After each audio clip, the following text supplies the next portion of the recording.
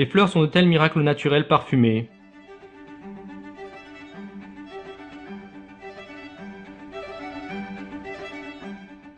Les fruits offrent leur merveilleuse saveur et cachette en vitamines.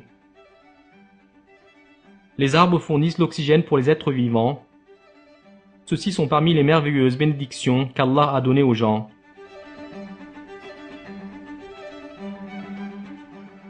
Ils sont trop beaux, ont des systèmes trop complexes et fournissent des avantages trop indispensables pour qu'ils puissent être attribués au hasard.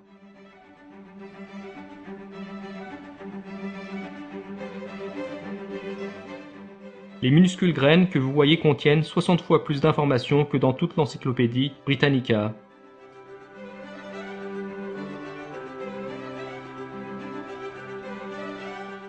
Quand plantées dans la terre, les informations dans la graine les transformeront plus tard en fleurs ou en arbres.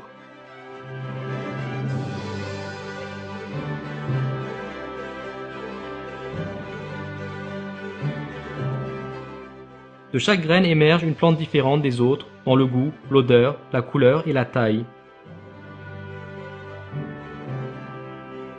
Ensemble, le sol noir et une petite graine peuvent produire des fleurs colorées, des arômes parfumés et des fruits parfumés. C'est juste une des miraculeuses créations d'Allah le Tout-Puissant.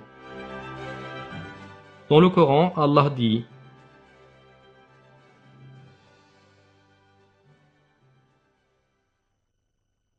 Voyez-vous donc ce que vous labourez? Est-ce vous qui le cultivez, ou en sommes-nous le cultivateur? Si nous voulions, nous le réduirions en débris, et vous ne cesseriez pas de vous étonner et de crier.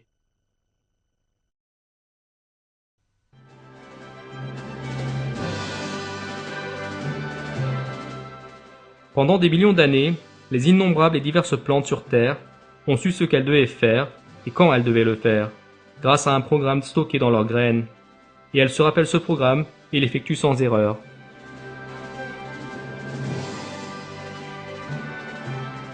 Un pêcher ne grandit jamais d'un noyau de cerise, et une fraise ne peut pas venir d'un pépin de citron. Il est réellement impossible pour un bout de bois sans cerveau, sans yeux ou sans intelligence, de placer un tel programme perfectionné en lui-même.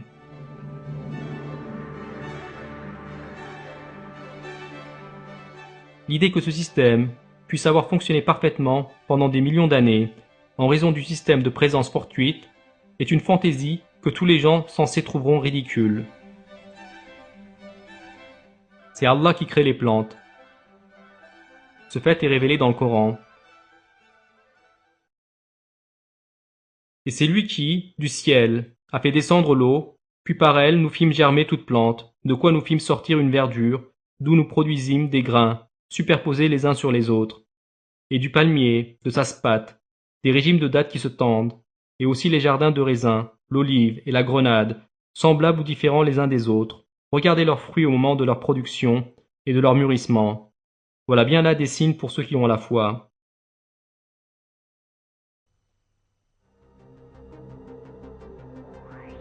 Des millions d'êtres vivants, dont chacun est équipé de systèmes les plus appropriés pour son environnement, le plus approprié pour ses besoins.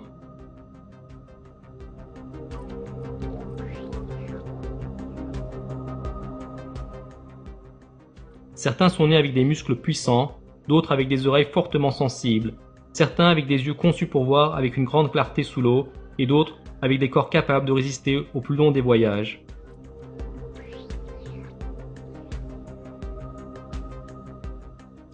Ainsi, qui leur a donné les informations dont ils ont eu besoin pour se préparer à un environnement qu'ils n'ont encore jamais vu?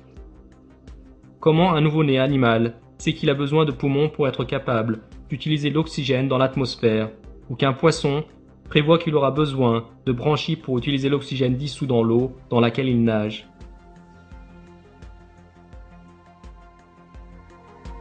Comment des oiseaux peuvent se rendre compte qu'ils ont besoin de squelettes légers pour voler, ces pingouins maritimes qui ont besoin de plumes huilées afin de ne pas absorber de l'eau, ces aigles qui ont besoin d'une vue perçante pour voir leur proie à des milliers de mètres au-dessus de la terre, qu'un pic vert ait besoin d'un système de suspension spécial pour protéger sa tête des commotions cérébrales. Comment des atomes fortuits et inconscients pourraient-ils avoir été créés des êtres vivants, ces merveilles de la conception avec des fonctions aussi parfaites? Une telle chose est bien sûr complètement impossible. C'est Allah, le Seigneur des mondes, qui a créé des êtres vivants avec leur merveilleux système, ensemble avec les conditions favorables qui permettent à chaque être vivant dans l'univers de grandir et prospérer. Le professeur Gary E. Parker était autrefois un évolutionniste, mais comme beaucoup d'autres scientifiques, sur la base de la recherche qu'il a fait en paléontologie et en biologie, il est arrivé à la conclusion que la théorie de l'évolution était invalide. Ici, il révèle ses vraies pensées dans la variété des espèces. Quelle variété spectaculaire que nous voyons parmi les êtres vivants, tant dans la variation des différentes sortes, que dans le nombre extraordinaire de sortes différentes.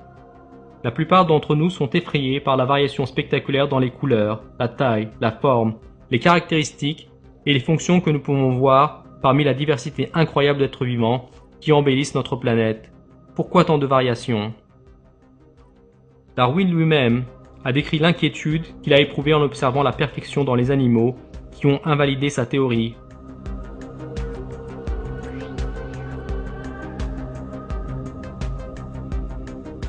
Je me rappelle bien le temps où la pensée de la structure complexe de l'œil m'a refroidi, mais j'ai surmonté cette étape de plainte. Et maintenant, les détails insignifiants de la structure me rendent souvent très mal à l'aise.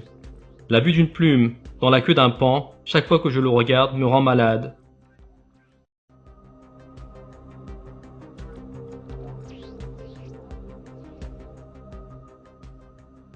Le paon empenné, qui a rendu Darwin malade quand il l'a regardé, ainsi que toutes les merveilles de la conception chez les animaux, les plantes et la nature, sont toutes les preuves de la création au moyen duquel nous pouvons comprendre la force d'Allah, qui a créé tout de rien et par lequel nous pouvons correctement apprécier sa puissance.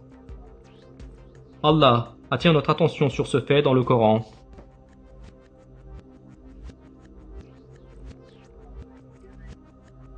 Et la terre, nous l'avons étendue, et nous y avons enfoncé fermement des montagnes, y avons fait pousser toutes sortes de magnifiques couples de végétaux, à titre d'appel à la clairvoyance et un rappel pour tout serviteur repentant.